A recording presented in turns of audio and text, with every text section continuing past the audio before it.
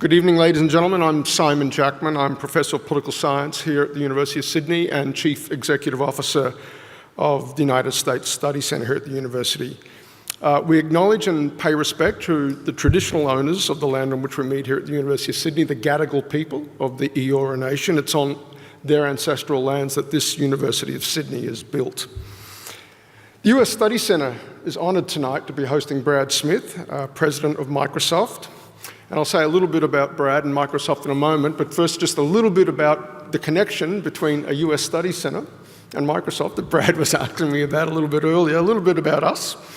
Our mission is rigorous analysis of the United States, of Australia's relationship with the United States, with the aim of strengthening that relationship in Australia's interests. Now, a key component of the US-Australia relationship is in the domain of IT. Australia, as you people here tonight would understand, is a voracious consumer of IT. We are an advanced market-based economy. We're predominantly English speaking. We love tech and we spend our money on it. But it's through the internet and the associated technologies and services that constitute the internet today that Australia is connected to the rest of the world, but especially to the United States. And indeed, I'd hazard that at this moment in Australia's history, through the internet, we are probably more connected in more diverse ways to the United States than we've probably been at any point in our history. That's true economically, certainly true in science and technology, but it's also true culturally.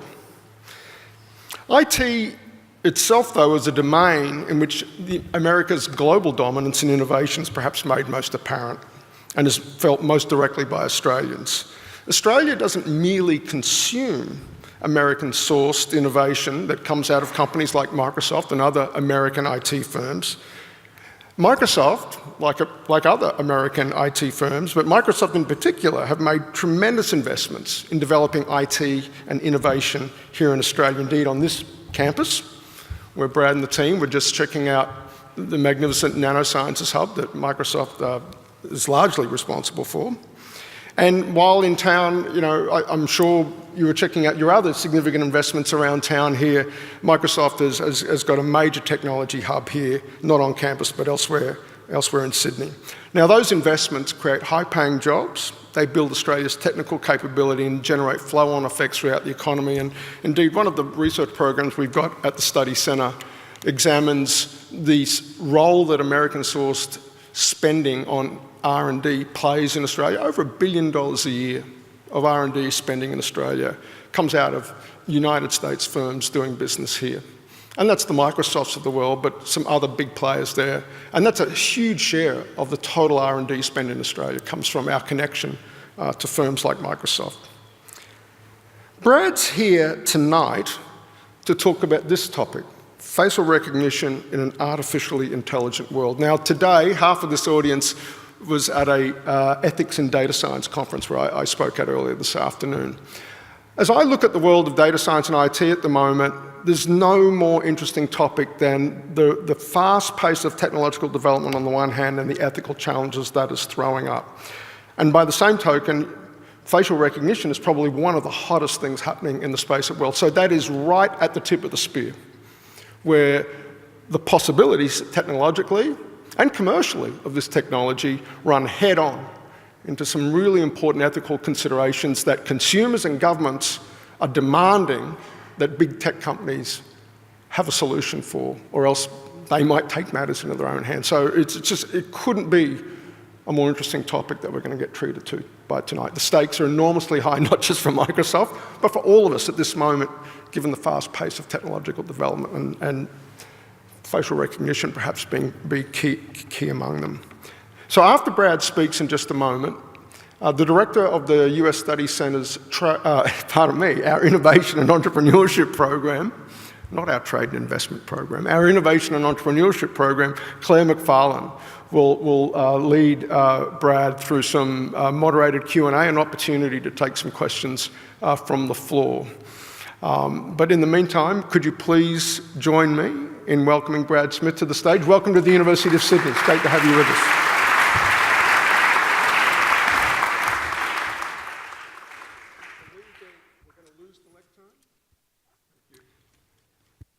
Well, good evening. I'll start talking while the people move the lectern, and I might just stay here anyway, because that way you can see the slides and I won't walk in front of them. But first, I want to thank you for coming. I want to thank all of you, and for those of you who spent the day thinking and talking about ethics and artificial intelligence, hopefully you'll find that what I have to say builds on what you've been talking about all day and perhaps takes it in some additional directions. I want to start, however, before I really turn to facial recognition, by just pausing and talking for a moment about the events of the last 2 weeks and their connection to technology. Namely, the horrific terrorist attack and tragedy in Christchurch, New Zealand. That's where I spent the first part of this week in Wellington, Monday and Tuesday. And in ways that I think we'll see as we go through this, that's not entirely disconnected from the topics that we'll talk about this evening. But I think it's fundamentally important that we use this as a learning moment. And when I say we, I think the first part of we is for the tech sector especially. Yeah, there's some who point to the things that technology was able to do, and it doesn't, in my view, actually really matter what it was able to do, because it didn't do enough. And I think one of the things that this whole episode shows is at the end of the day, in every area of technology, people will rightly be judged by their failings, perhaps even more directly than their strengths and successes, because the world is so dependent on technology. Thankfully, our services were not used to a very significant degree by people to try to spread this video around the world. And most of the time when they were, we were able to stop it even from being uploaded. But it didn't mean we were perfect either. We looked at how things worked. We've already implemented 2 changes to take account of that learning. But the most important thing, in my view, is that we all recognize that this is something where new steps are needed. New steps are needed in at least 3 areas: in prevention, to stop the internet from being used to spread this kind of venom in the form of these kinds of videos. And that's a step that requires better technology and more human interaction as well. It requires that we develop and improve our ability to respond to a crisis. Interestingly, the tech sector has created certain crisis response capabilities in the area of cybersecurity, and we now need to move those over and apply them in the area of safety as well. And finally, I believe that there's a real need to at least step back somewhat and more broadly create an opportunity for all of us in technology, beyond technology, to think about the online environment that the world is creating, that technology platforms are creating.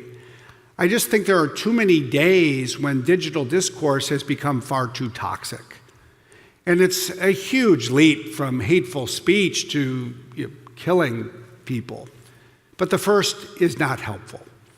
And in some ways, the standards that we expect of each other in the real world, the standards that we frankly use to define civilization itself, are sometimes lacking in the discourse that we see online.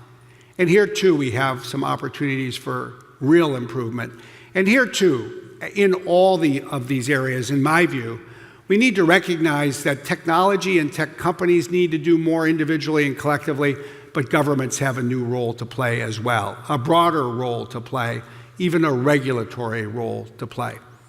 And so I do believe that this is a conversation that not only has grabbed the headlines here in Australia this week, but it is a conversation the world needs to have so that we can not just learn from what happened, but prevent it from happening again, or at least take the kinds of steps that will make it less likely to recur.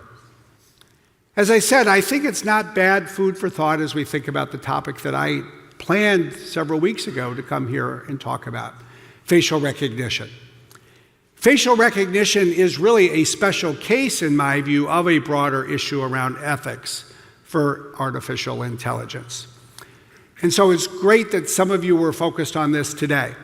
We've been focused on it at Microsoft. 14 months ago, we took the step of publishing what we thought would be at least a contribution by identifying what we thought were 6 principles that should be applied when we think about ethics and AI.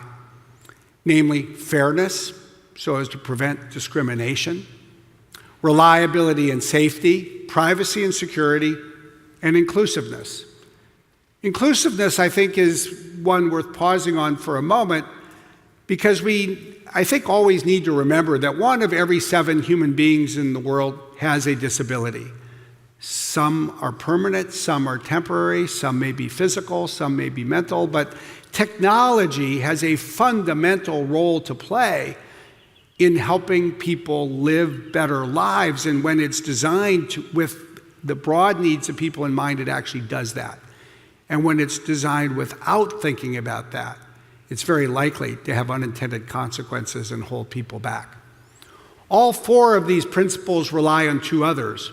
One is transparency, because we can't expect the public to have confidence in AI if we don't explain it in an explainable way, in an accessible way. And then there's this issue of accountability. I actually believe it is one of the most fundamental issues and questions for all of us who happen to be alive at this moment. Because we are the first generation of people that is creating machines that can make decisions that previously have always been made only by human beings. So we have to decide whether we're going to do a good job or not.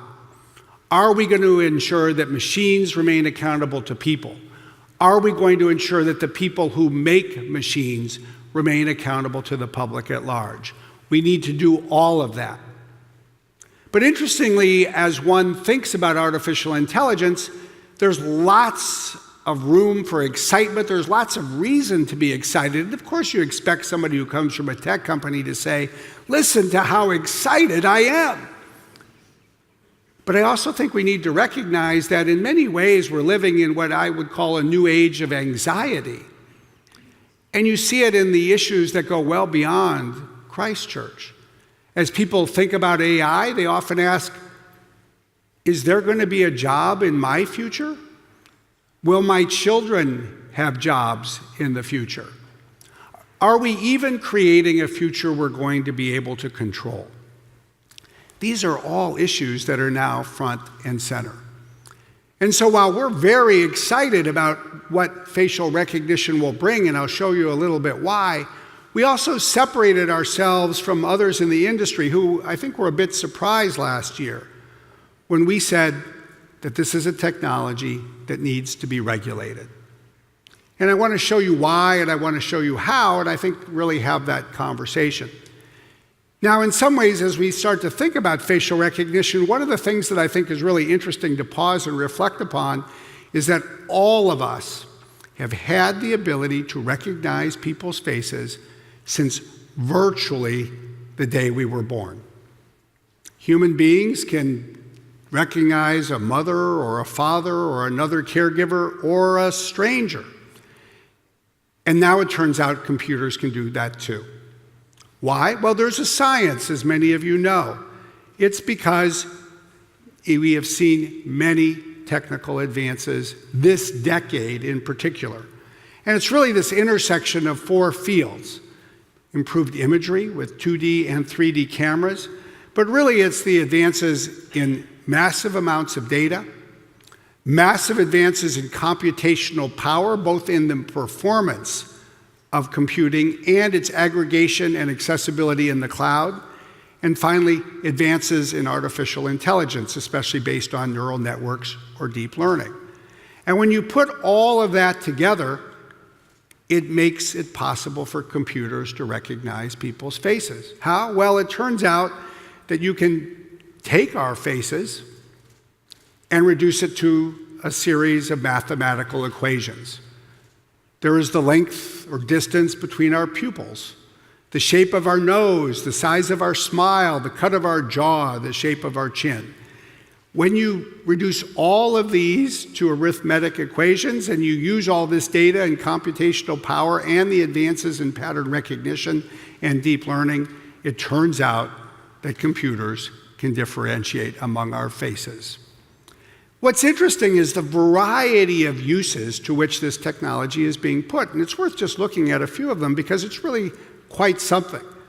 In some ways, it starts with an example here in Australia of consumer convenience. The ability to develop an automated teller machine that you no longer need a credit or debit card to use.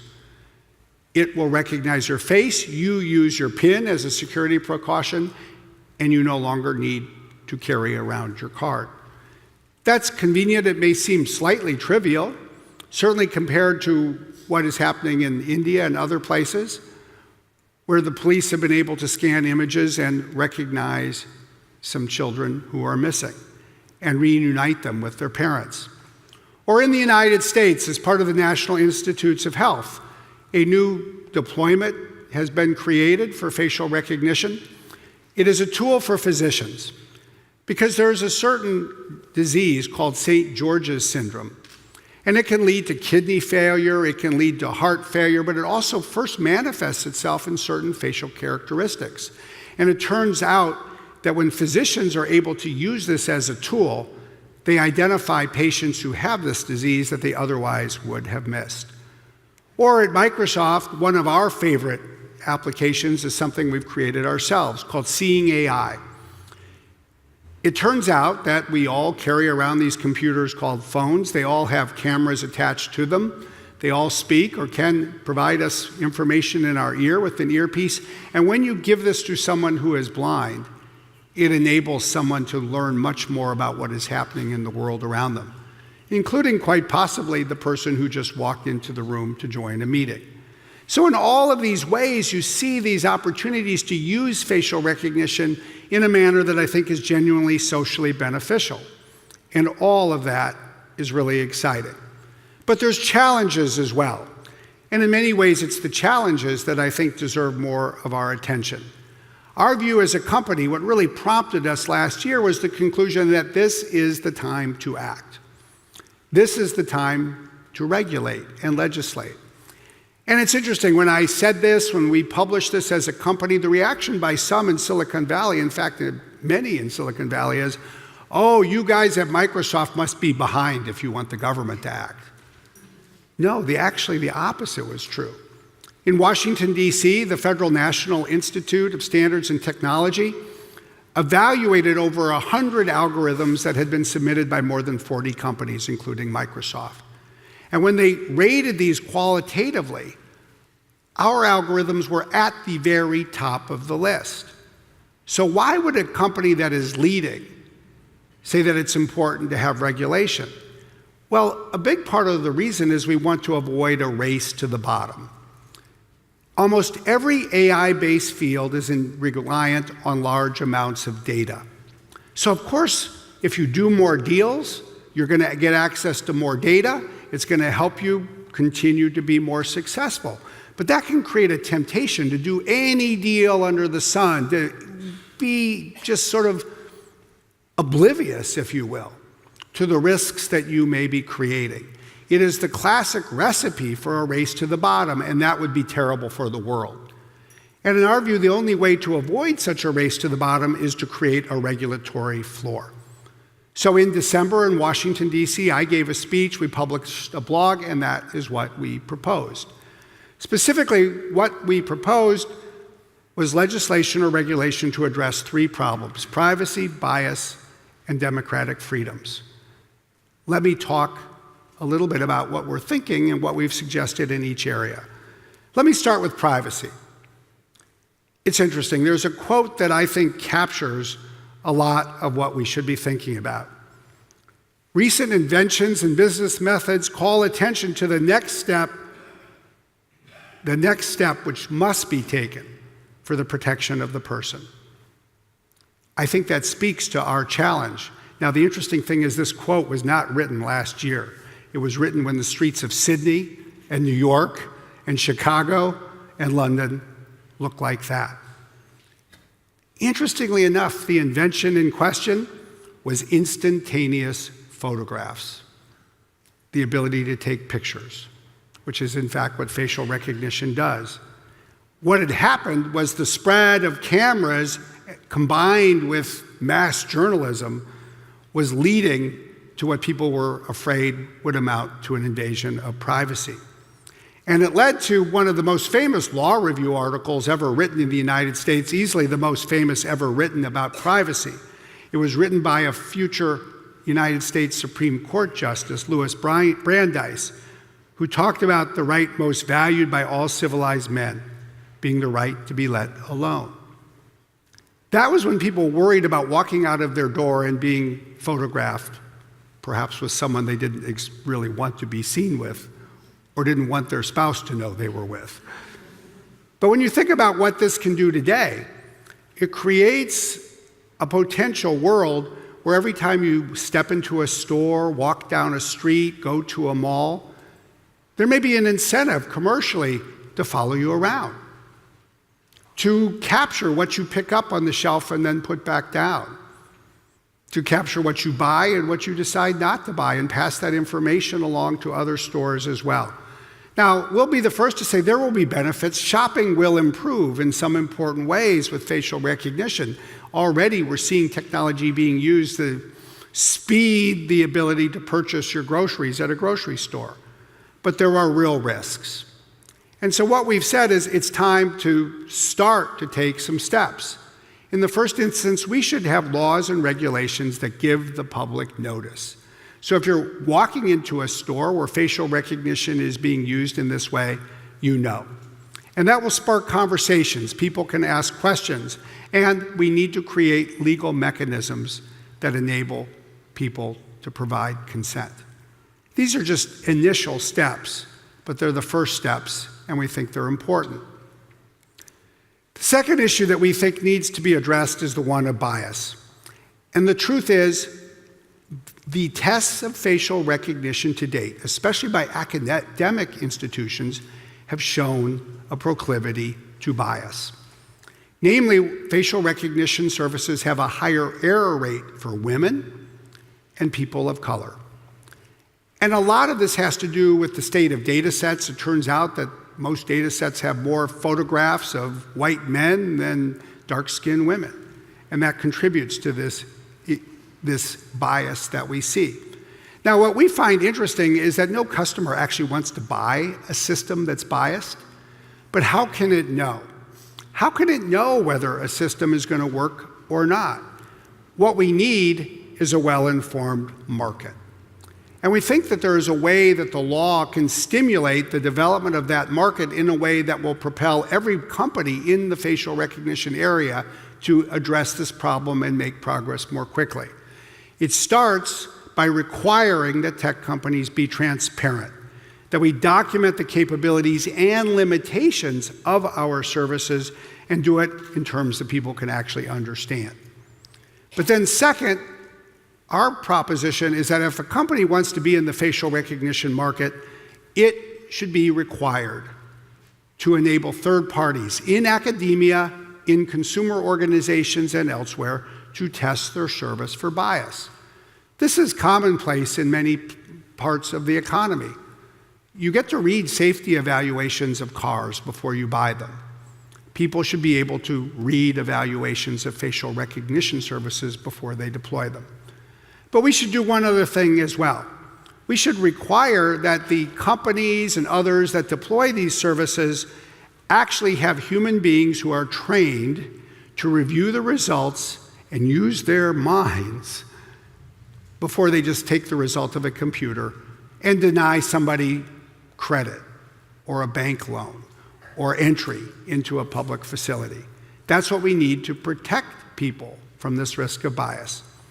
And then finally, we think that it's very important to focus on the democratic freedoms that we believe could be at issue if facial recognition is deployed the wrong way. We would be the first to acknowledge there are important uses for facial recognition, including, for example, at airports, to help identify a terrorist who might otherwise board a plane. But we need to strike a balance. We need a balance between safety and our democratic freedoms. We need to recognize that one of the pillars of democracy has always been the ability of people to come together, to assemble, to speak. And what this technology does, potentially, with ubiquitous cameras and facial recognition services, is follow anyone, anywhere. Follow everyone, everywhere. on a scale that is literally unprecedented. Interestingly, unprecedented, but not unimagined. Because 70 years ago, George Orwell wrote his book, 1984. And if you read the book, what you realize is that part of what made possible the totalitarian society that he described was precisely a technology like this that made it impossible for people to come together, even privately, to discuss their political views. And if we're not careful, this technology will go forward without thought, without legal regulation, and we're going to wake up in the year 2024, look around and say, wait a second, this feels like a day out of the book 1984 instead. So we need to start to address this as well. Our proposition is that the law should allow law enforcement to use facial recognition, but should only allow law enforcement to use a ubiquitous facial recognition service to follow a specific individual around on an ongoing basis if one of two requirements is met. Either law enforcement goes to court or an independent official to get a search warrant, as they must today, or that they act when there is an imminent risk of death or serious injury. We will be the first to say that these proposals do not address every issue under the sun. And in many ways, even for the issues they're designed to address, they do not go as far as we'll probably want to go a decade from now. But one of the points we're trying to make is in the world of technology today, whether we're talking about safety or privacy or security or our democratic freedoms, we need to recognize the importance of governments starting to move faster. And so what we're really advocating, if you will, is a new approach to technology regulation. It borrows from a concept in software design. For those of you who are majoring or concentrating in computer science, one of the real themes of software development over the last 5 years especially has been this concept of creating a minimum viable software product. In other words, there's two ways to build a car. One is to design every piece of it and then finally release a car. The other is to start with a skateboard, get it out, get feedback, turn the skateboard into a bicycle, to put that out, get feedback, turn that into a scooter or a motorcycle, release that, get feedback, and then take everything you learn and put it out in the design of the car. And what people are finding is that this approach to software development actually enables people to move faster, learn more quickly, and be smarter and create something that is better. So we're asking ourselves, and we're starting to share here in Australia for the first time and then around the world, a question.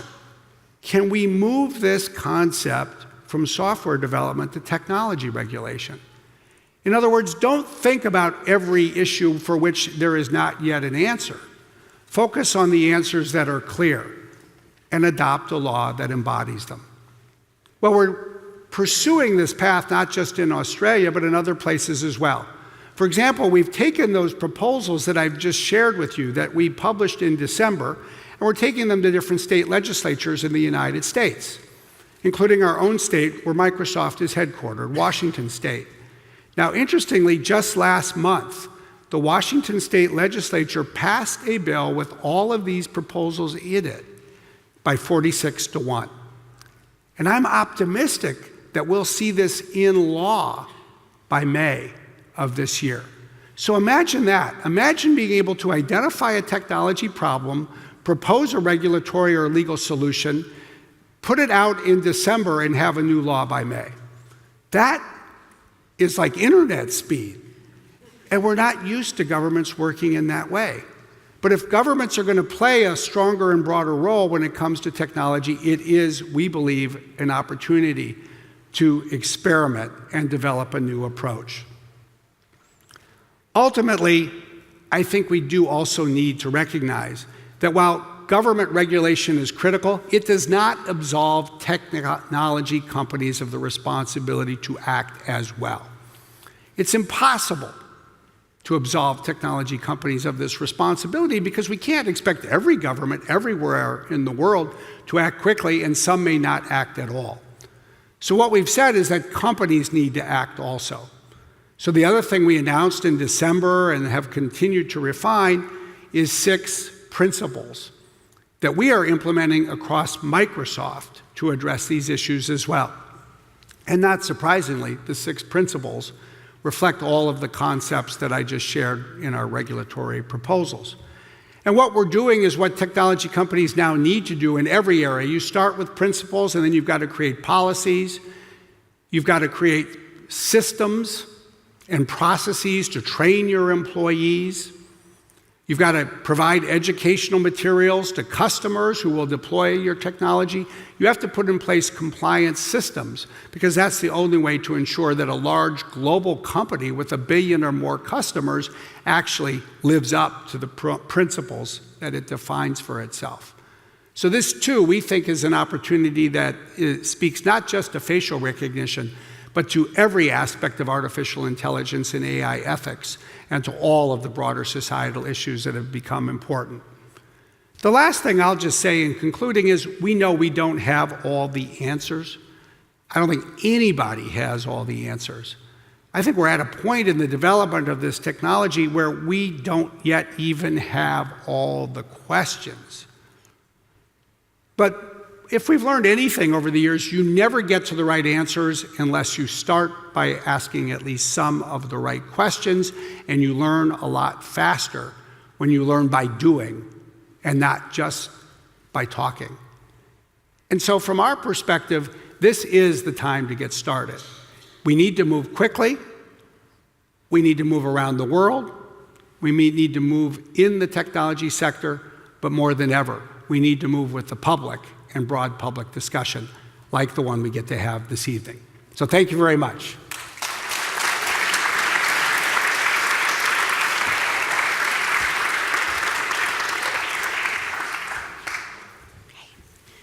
Thanks, Brad. So I'd like to add my welcome to Simon's welcome. I'm Claire McFarland. I'm the Director of the Innovation Entrepreneurship Program. Brad, thank you so much for that. I've got kind of 2 questions that I want to start with, and then it would be great to throw it open to questions from the floor. We've got a lot of people here from across a number of different industries and students, so it'd be great to hear their perspective. But I wanted to start at the grassroots of AI. And one of the things that, although it may not sound like it when I first start with a question, one of the things that we have been following is in February there was an executive order that came out of the White House on artificial intelligence. And the focus on it was American leadership from an economic and national security perspective on artificial intelligence. And there were 5 areas of acceleration identified, and you would be aware of this, but for the purpose of everybody else. One was on R&D investment, one was on the promotion of an international environment that supports this investment and opens the markets for industries. One was around building the workforce. One was around making federal data and models and computing resources available, and one was on setting governance standards. And a lot of this focuses on the benefits of AI, but what struck me in this is that there was not a lot of focus on community standards or citizen standards, and in fact the word ethics doesn't appear at all in the executive order, although protection of American civil liberties and values are mentioned. And so what struck me about that is that I think it's very easy for governments and for large technology companies to exist in a bit of a bubble and not to get an understanding of how the average person on the street feels about AI technology.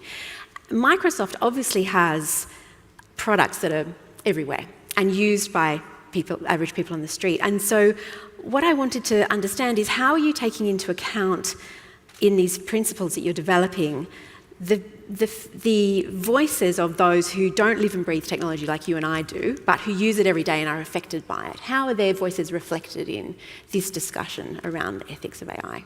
Well, first of all, I think you've really made an important point, actually multiple important points. One is that the tech sector too often lives in a bubble. I think that is a challenge. Second, that the people whose voices really matter, those for whom technology is created in the first place, the broad citizenry, the public, don't necessarily have enough of a voice in where technology goes. Now then, when you stop and think of it, about that, and you define it in its own terms, I actually think it puts us on a pretty clear path. How do we ensure that the public's voice is heard? Well, there's a variety of methods. I mean, 2 large tech companies this week have created advisory boards to get an outside-in perspective. I think that's a good step. We have certain things like that as well. But ultimately, I think we just need to recognize the obvious. If you work at a tech company, we weren't elected by the public. What we need to do is engage the people who are elected by the public, who represent the public, to make the decisions that will govern this technology. Certainly, one of the defining statements that we like to talk about in the United States is that no person's above the law. No government's above the law, but I think equally no company's above the law, no product, no technology is above the law. Of course, that's only true if you actually have some law. And we have really had technology developed for 4 or 5 decades with very little law. It's been a laissez-faire approach to technology development. And so I think the time has come for the public's voice to be heard. And we're encouraged that in Washington State, people say, hey, this is a good approach. We'll pass a law based on this. But what it forces is a broad public conversation. And then the public's voice is heard and reflected in the views of legislators who govern us all. Okay, great, thank you. And I think you picked up on a really important point, which is that point around technology companies working together and working with governments. And so, my second kind of question I wanted to go to is more on an international stage as opposed to a citizen level. And it's around cybersecurity. I know cybersecurity is a really strong priority for Microsoft. In fact, I saw you speak at the RSA conference last year in San Francisco. It's really important for large companies, also for small companies and consumers. And one of the things that strikes me as really interesting about Microsoft, and something that may not be well known, is that CB Insights is reporting Microsoft being very active in data security patent applications in the last few years, more active than Facebook, Google, Apple, and Amazon until 2017. And there's these products and services that keep consumers and businesses safe, and then there's the broader way in which international society works together. And so I wanted to ask you about the Digital Geneva Convention, which is something Microsoft is involved in, and that's about protecting cyberspace in times of peace. And my understanding is it came about in response to the growing scale and scope of cyber attacks, which, in Australia have not been so broad as they have been in other parts of the world.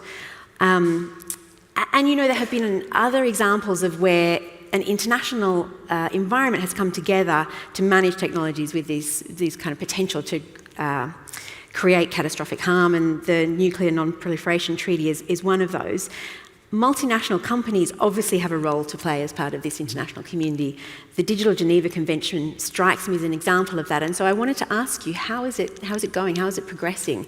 It has a role to play in terms of, even though we're in peacetime now, the events of last week indicate that, even peacetime there can be violent attacks. And so I wanted to get an update from you in terms of how it's going. Yeah, well, first, just for a moment, what inspired us to pursue this in the first place. In 1949, obviously 4 years after World War II ended, all of the governments came together in Geneva, Switzerland. They were invited by the International Committee of the Red Cross, and they created what was called the Fourth Geneva Convention. And in essence, what that did was create not just a moral but legal obligation for governments to protect civilians even in times of war.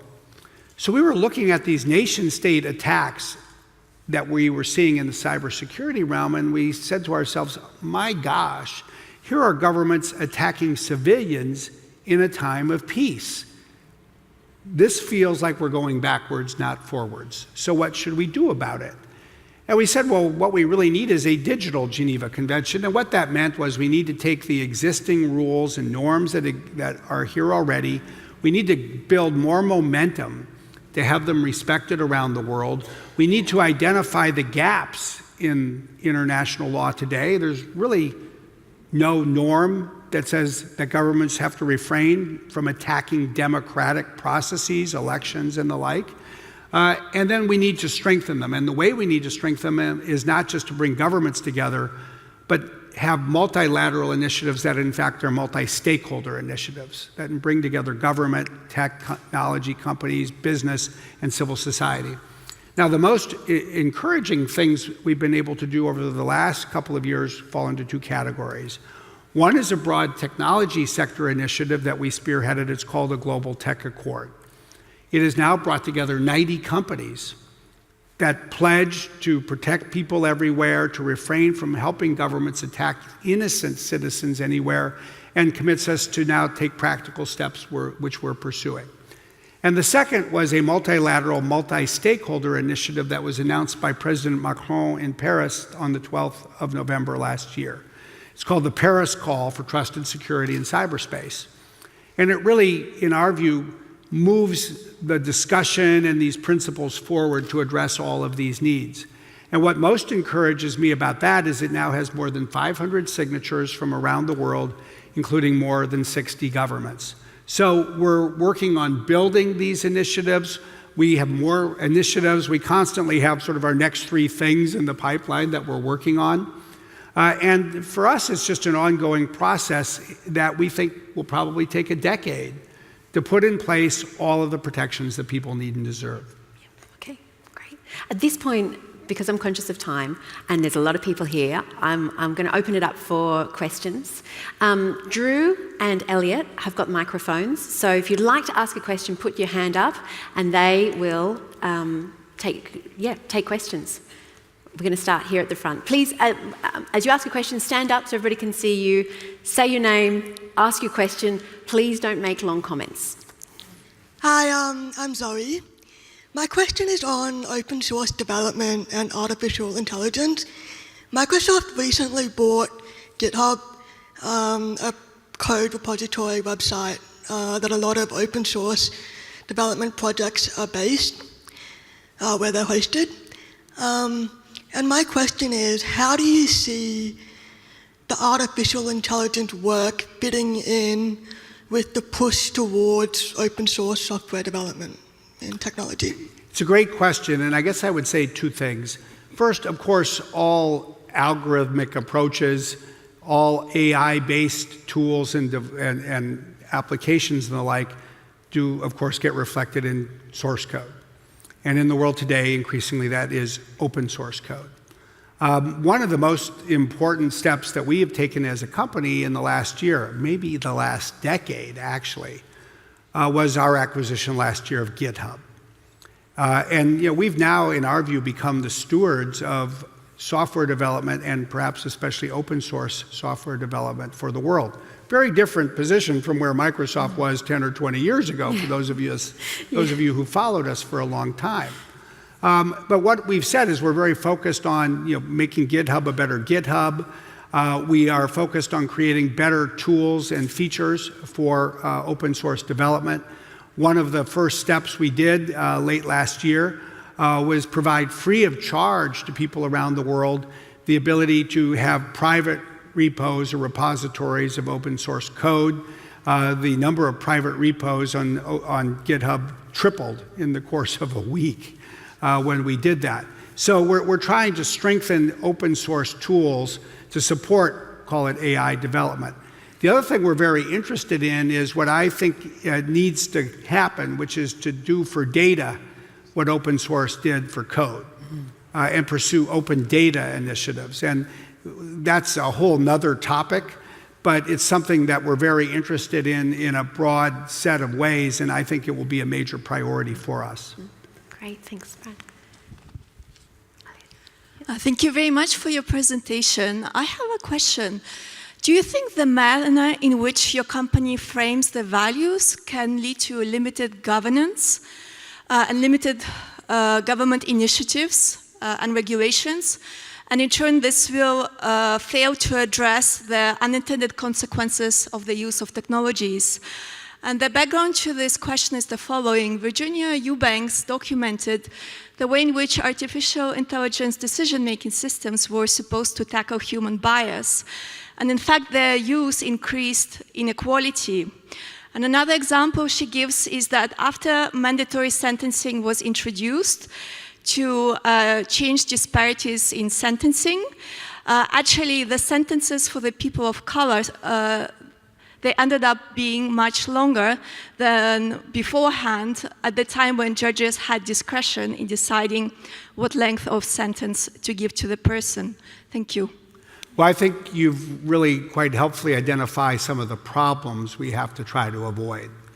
And we're hopeful that our approach to, say, governance and this kind of principle-based decision-making, and as I think you quite rightly put it, values-based decision-making, can in fact help. I think we all have to recognize that technology can work well or work poorly, make the world a better place, make the world less of a good place. It all depends on how well it's designed and applied.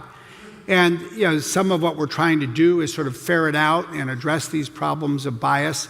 But the interesting thing is it's also the kind of problem that sometimes requires that we say no to certain sales deals or certain technology deployments. One example, last year there was a police department in California that wanted to license and use our facial recognition technology so that every police car would have a camera connected to facial recognition-based database. And if you were pulled over on the side of the street for anything at all, they would run your image through a database, and if it showed that you were suspected of having committed some other crime, you would have been put in the back of the police car and taken downtown. And we said to that police department that we were not comfortable licensing or providing our technology, and we didn't think they should be comfortable using technology from any provider for this purpose, because at this stage in the technology's development, the risk of bias is simply too high. So what it really calls on us to do is to identify the kinds of risks that you just mentioned and talk to people and say, please don't use it for this purpose. It won't do what you think it will do, at least at this point in the development cycle. And the interesting thing to me, the most gratifying thing really, was the law enforcement agency didn't say, oh, fine, we're going to go across the street and buy from somebody else. They said, thank you for letting us know. And we're working together on improvements over time before this technology gets used in that kind of way at all. Do we have another question?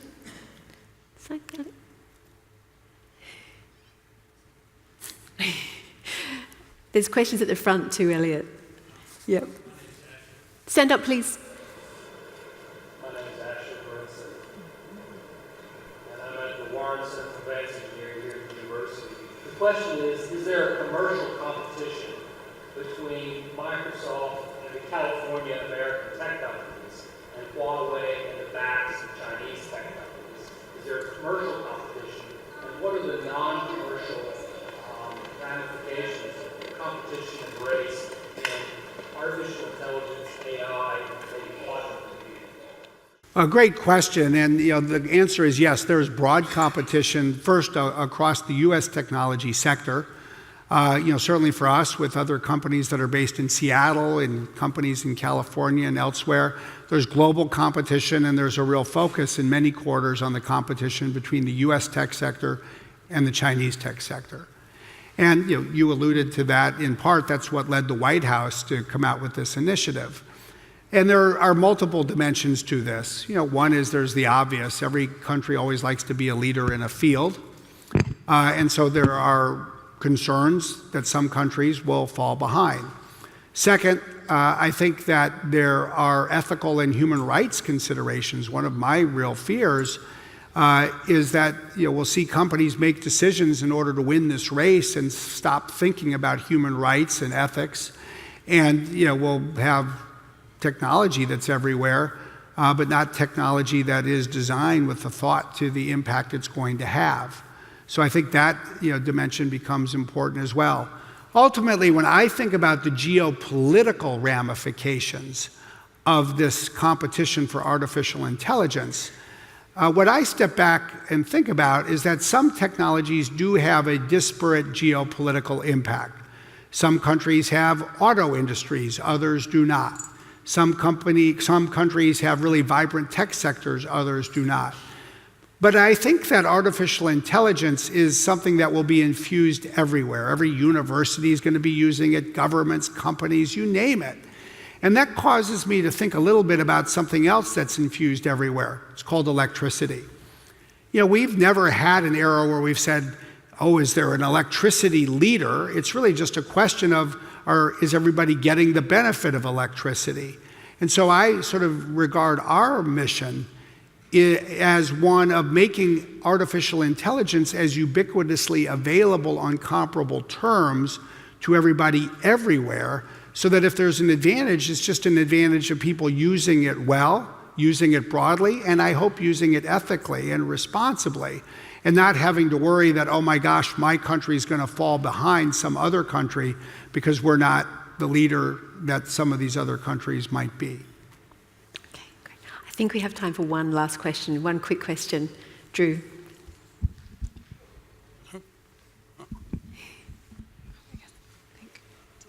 Me? Please stand. Okay. Hi, welcome to Sydney. I do understand you know about the 20th century and 21st century arms race, very different. The 21st century is much, much more dangerous and unpredictable, uncontrollable. Cyberspace, cyber warfare in space must be regulated. I urge you to do that. I urge Bill Gates to go to say that. Because this is, you know very well, better than me, you know, because that kind of digital revolution, it makes the whole thing, it can lead to nuclear war easily. Thank you. Oh, well, thank you. It's not a bad thought on which to end, because I think it maybe is the ultimate and most important question for all of us in this room. And I think that all of you in this room actually have a role to play, whether you're a professor, a student from the business or community or the public sector. The truth is, this is very powerful technology. And it's also like almost any technology that has been invented since the middle of the 1700s. It can be a tool or it can be a weapon. And the truth is, it will be both, depending on who uses it, how they use it, and for what purpose. And yeah, I just think one of the fundamental challenges that we face is that it's maybe a little too easy for people who work in technology in their bubble to just be so excited about what we're creating. And believe me, there's lots of great reason to be excited. I'm excited about what we're creating.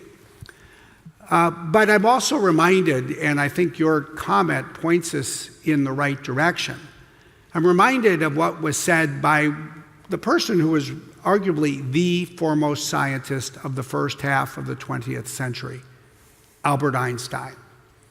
The year was 1932, and the governments of the world came together for a disarmament conference in Geneva, Switzerland. And it was a moment in time when people could actually see the darkening clouds on the horizon. They could see where the world was going. They saw all this powerful technology. And Albert Einstein called on the governments that were convening. And he said, look at the machine age. Here was an era of airplanes and automobiles and all these conveniences that were shaping everyday life. And he said, look at this machine age and think about how pleasant it would have made the world if only humanity's organizing power had kept pace with these technological advances. And he said that this is a time when the organizing power of humanity must catch up with technology. That was 1932. The world was put to the test and it failed. And tens of millions of people died as a result. So we should be excited about where this technology is going, but I think we should just be determined and resolve that we're not going to let that happen again. And therefore, we do need governments, and not just individually, but collectively, and we all need to use our voices to spur the kinds of conversations that need to happen. And therefore, I just sort of say, especially, as this is literally my last thing before I go to the airport and fly back to Seattle. After 4 days in New Zealand and Australia, after being really in the part of the world that has been at the center of thinking about what happened in Christchurch, about thinking what it means for technology, after in fact being frustrated by the reaction of some in the technology sector. Don't lose sight. Don't lose that sense of frustration, because it needs to be channeled and it needs to be voiced and it needs to be pursued in a way that will make this the inflection point I believe it needs to be. You know, a real moment when we actually say, wait a second, we're going to do better. We're not going to let the 20th century repeat itself. We're not going to sit idly by and let Christchurch be repeated either. We're actually going to come together and make something happen. If you do that, believe me, it'll be the best trip I ever had. Thank you very much.